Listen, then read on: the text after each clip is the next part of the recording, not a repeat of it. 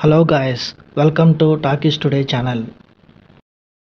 ఈరోజు big Boss season 9 అగ్ని పరీక్ష ఎపిసోడ్ 2 అనాలిసిస్ ఏంటని డిస్కస్ చేద్దాం.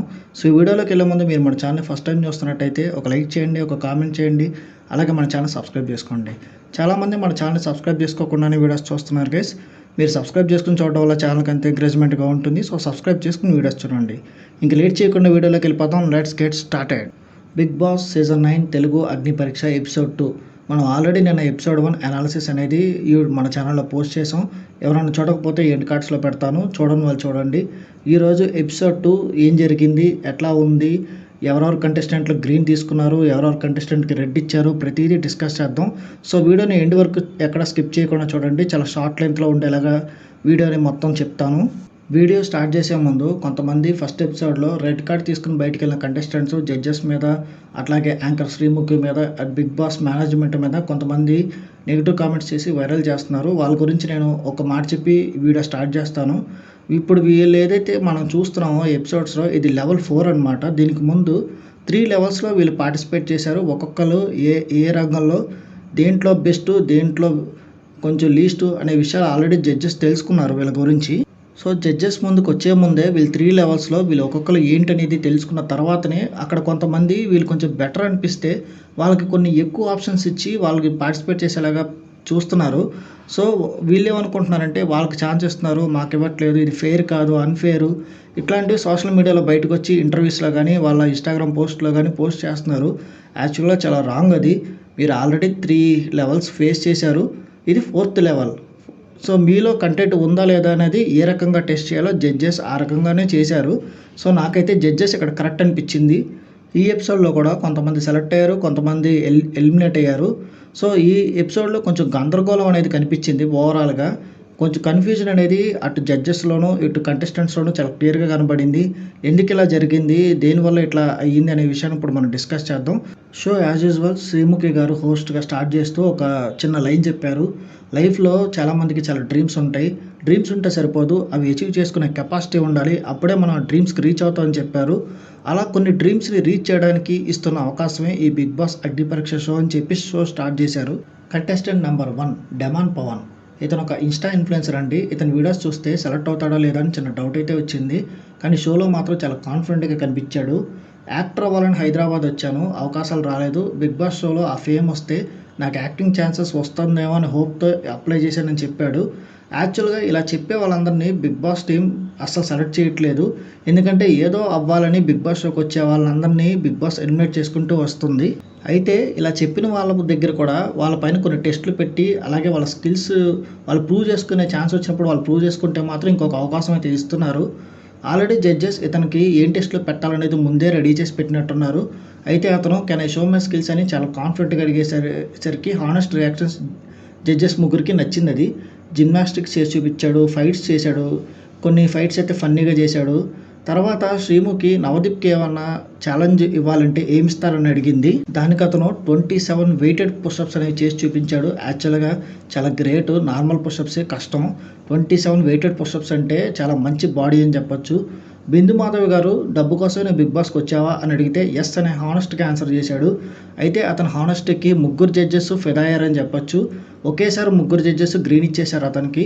డైరెక్ట్గా ఇతను టాప్ 15కి బిగ్ బాస్ అగ్ని పరీక్ష షోకి సెలెక్ట్ అయిపోయాడు. కంటెస్టెంట్ నెంబర్ 2 శ్రీజ డబ్బా రేకుల రాణి. ఈమె రాగానే కొంచెం ఓవర్ యాక్షన్ చేశారు. ఆల్రెడీ చెప్పాము, ఈ కంటెస్టెంట్స్ ఎవరైతే వచ్చి ఓవర్ యాక్షన్ చేస్తున్నారో వాళ్ళు యాక్చువల్గా నిజంగా అట్లా చేస్తున్నట్టు కాదు. అక్కడ అటెన్షన్ కోసం, ఫోకస్ కోసం, ట్రోల్స్ ఏదైనా పడినా, మీమ్స్ ఏదైనా వచ్చినా వాళ్ళు కొంచెం అటెన్షన్ వస్తుందని వాళ్ళు దాని ద్వారా లైవ్ నైట్లోకి వచ్చి అక్కడ సెలెక్ట్ అవుతారేమో అని అట్లా ఓవర్ యాక్షన్ చేస్తున్నారు. అలాంటి విషయంలో కొంచెం తప్పే కాదు. యాక్చువల్గా నిజంగా అక్కడ చేయాలి. అట్లాంటి ఏదన్నా ఎక్స్ట్రా యాక్టివిటీస్ ఉన్నాయని చూపించుకోవడమే ఒక స్పెషల్ అడ్వాంటేజ్ అక్కడ ఉంటుంది. కొంచెం ఓవర్ యాక్షన్ చేసింది. తర్వాత జడ్జెస్తో మీకంటే ముందు నేనే చెప్తాను బిగ్ బాస్కి నేను ఎందుకు సెలెక్ట్ అవ్వాలనే విషయం అని చెప్పి నాన్ స్టాప్గా నాన్ సింగ్గా ఏది పడితే అది సొల్లు ఎలా పడితే అట్లా మాట్లాడేసింది. అభిజిత్ గారితో మీరు ఓన్లీ స్మార్ట్ గేమ్ ఆడతారు, నేను స్మార్ట్ గేమ్ ఆడతాను, అట్లాగే ఫిజికల్ గేమ్ కూడా ఆడతానని అభిజిత్ని బాగా ఇరిటేట్ చేసింది. వెంటనే ఆ దెబ్బకి అభిజిత్ రెడ్ ఎత్తేసాడు. దాంతో అమ్మాయి ఫేస్ కంప్లీట్గా మాడిపోయింది. తర్వాత బిందు మాధవి గారితో కూడా బిందు మాధవ్ గారు మీరు చేసిన షోలో మీరు ఆడపుల్లని నేమ్ తెచ్చుకున్నారు కదా! ఆ నేమ్ నాకొచ్చేస్తది ఇప్పుడు. ఇప్పటి నుంచి ఈ ఆడపులి నేమ్ నాకొస్తది. నన్నంటారు అనంగానే బిందు మాధవి కూడా తను మాట్లాడే మాటలకి బాగా ఇరిటేట్ అయ్యి ఇమ్మీడియేట్‌గా రెడ్ ఇచ్చేసింది. సో, ఇద్దరు రెడ్ ఇచ్చేయగానే ఆ అమ్మాయి ఫేస్ అనేది కంప్లీట్‌గా మాడిపోయింది. తర్వాత నాన్‌సింక్‌గా ఏది పడితే అది కొంచెం ఎలా పడితే అట్లాగా మాట్లాడేసింది. అది కొంచెం బ్యాడ్‌గా అనిపిస్తది చూసేవాళ్ళకి. అగ్ని పరీక్ష ఎవరికీ జడ్జెస్‌కా, కంటెస్టెంట్స్‌కా, జనాలకా అన్న కన్‌ఫ్యూజన్ అయితే అక్కడ క్రియేట్ అయ్యింది. అయితే 2 ఫ్లాగ్స్ రాగానే డిసప్పాయింట్ అవ్వకుండా నవదీప్ గారితో కొంచెం పులిహోర కలిపేసింది. నవదీప్ గారు మీరు ఎంటర్‌టైనరు, నేను కూడా ఎంటర్‌టైనర్‌ని. ఒక ఎంటర్‌టైనర్ సెలెక్ట్ చేశారు అని చెప్పి ఇట్లాంటి మాటలు చెప్పి కంప్లీట్‌గా నవదీప్ గారిని తన ఫోకస్ తనపై వచ్చేలా చేసింది. సో, నవదీప్ గారు కూడా పబ్లిక్ వాంట్స్ దట్ అతి అని చెప్పి ఆమెకి గ్రీన్ ఇచ్చారు. ఫైనల్‌గా ఒక గ్రీన్ అనేది ఈ శ్రీజ గారికొచ్చింది. దీని తర్వాత గెస్ట్‌గా హీరో 'తేజ సర్దేశ్' ఎంట్రీ ఇచ్చారు. ఆయన లేటెస్ట్‌గా యాక్ట్ చేస్తున్న 'మరాఠీ' మూవీ గురించి కొంచెం ప్రమోట్ చేసుకున్నారు. ఆ తర్వాత నెక్స్ట్ క్యాండిడేట్ ఊర్మిళ చౌహాన్. ఈ అమ్మాయి ఒక మోడల్, అంతేకాకుండా మిస్ ఫెమినే ఇండియా కూడా. చాలా క్లాస్‌గా అండ్ పాష్‌గా కనిపించారు. జడ్జెస్ మీరు ఇంత పాష్‌గా ఉన్నారు కదా! పేడతో పిడకలు వేయాలి, వేస్తారా అని అడిగారు. దాంతో ఆమె పేడతో పిడకలు గోడ మీద వేసింది. అయితే కొంచెం వయ్యారంగా నాజూగ్గా వేసింది. జడ్జెస్ వాటి మీద కూడా కొంచెం పంచెస్ వేస్తున్నారు. బిందు మాధవి పేడ పూసుకో మొహానికి అని చెప్పారు.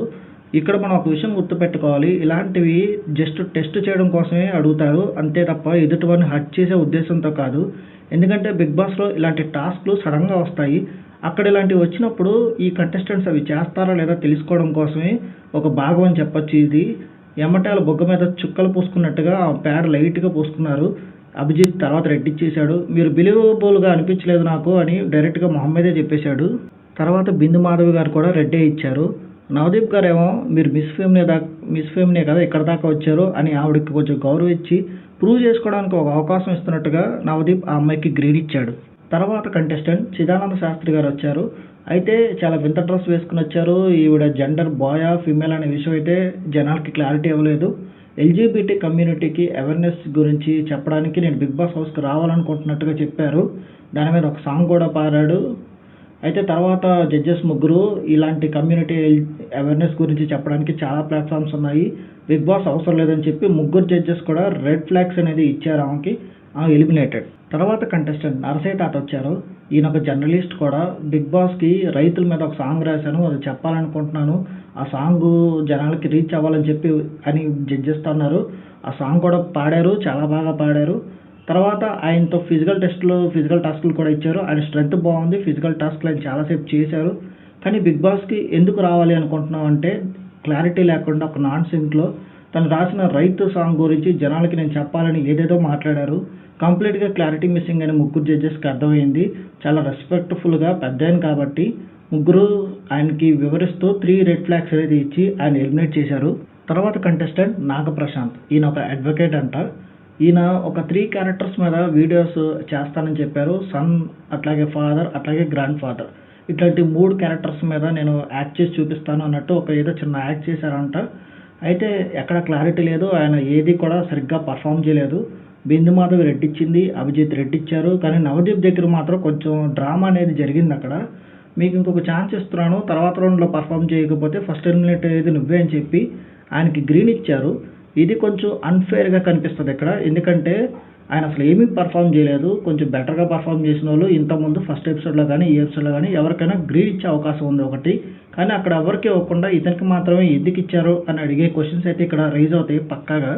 ఖచ్చితంగా ఇది కాంట్రోవర్షియల్ డెసిషన్ అయ్యే అవకాశం ఉంది నవదీప్ గారి దగ్గర నుంచి. నిజంగానే కొంచెం బెటర్‌గా పర్ఫామ్ చేసినోళ్ళు ఫస్ట్ ఎపిసోడ్‌లో ఉన్నారు. ఇందిట్లోనూ ఉన్నారు. కానీ ఈ కంటెస్టెంట్‌కి ఎందుకు ఒక గ్రీన్ ఇచ్చారనేది నిజంగా మనకు అర్థం కాదు. అగ్ని పరీక్ష ఎవరి కోసం పెడుతున్నారు? ఇది జనాలకా, మనకా అన్నట్టుగా ఉంటది చూస్తున్నప్పుడు. అయితే కొంత పార్ట్ మనకి ఎడిటింగ్‌లో పోతది కాబట్టి ఇంకేదైనా జరిగుండొచ్చు. ఇట్లా ఒక పాయింట్ ఆఫ్ వ్యూలో మనం అనుకోవడం తప్ప వేరే ఉద్దేశం ఏమి ఉండదు ఇంకా. మొత్తానికైతే ఆయనకు ఒక గ్రీన్ వచ్చింది. ఆయన నెక్స్ట్ రౌండ్‌కైతే ఎళ్ళాడు. Next contestant Shreya. ఈ అమ్మాయికి జస్ట్ 19 ఇయర్సేనండి. చాలా బాగా మాట్లాడుతుంది. ఫుల్ డిఫెండింగ్ స్కిల్స్ ఉన్నాయి. ఇంప్రెస్ చేసింది జడ్జెస్‌ని స్టార్టింగ్‌లోనే. తనకి యాంకర్ అవ్వాలని డ్రీమ్ ఉందంట. బిగ్ బాస్‌లో కనిపిస్తే అది కూడా పెద్ద స్క్రీన్ మీద ఫేమ్ వస్తే యాంకర్ అయ్యే ఛాన్స్ వస్తుందేమో అని అనుకుంటున్నానని చెప్పింది. తర్వాత తన ఫ్యామిలీ గురించి తనది కంప్లీట్‌గా మిడిల్ క్లాస్ ఫ్యామిలీ. తను చదువుకుంటుంది. ఆఫ్టర్ ఎడ్యుకేషన్ తను ట్యూషన్స్ చెప్తూ ఉంటుందంట. వాళ్ళ పేరెంట్స్ ఎట్లా కష్టపడుతున్నారు అనేది చాలా డీసెంట్‌గా అర్థమయ్యేలాగా తనది ఎలాంటి మిడిల్ క్లాస్ ఫ్యామిలీ అనేది చాలా బాగా ఎక్స్ప్లెయిన్ చేసింది.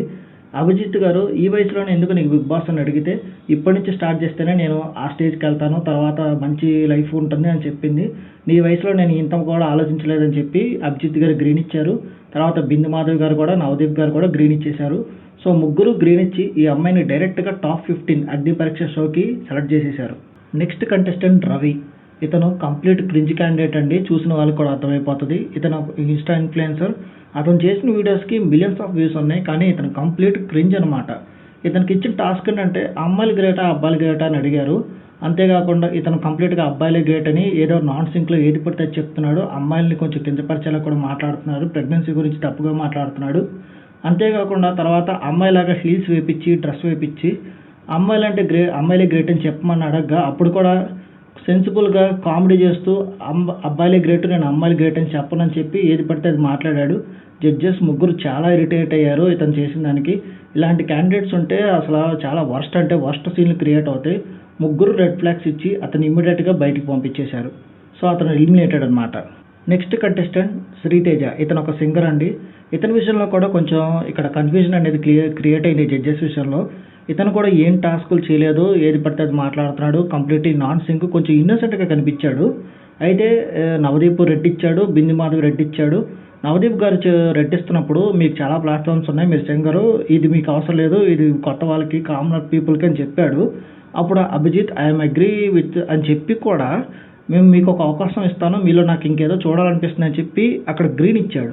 ఇది కూడా కాంట్రవర్సీ అయ్యే ఛాన్స్ ఉంది. ఇదే అభిజిత్ ఇచ్చిన ఒక ఛాన్స్ ఇంతకుముందు మంచిగా పర్ఫామ్ చేసిన వాళ్ళకి, వాళ్ళ గురించి వాళ్ళు చెప్పిన వాళ్ళకి, హానెస్ట్గా మాట్లాడిన వాళ్ళకి ఒక ఛాన్స్ ఇచ్చి ఉండొచ్చు. వాళ్ళని ఎలిమినేట్ చేశారు.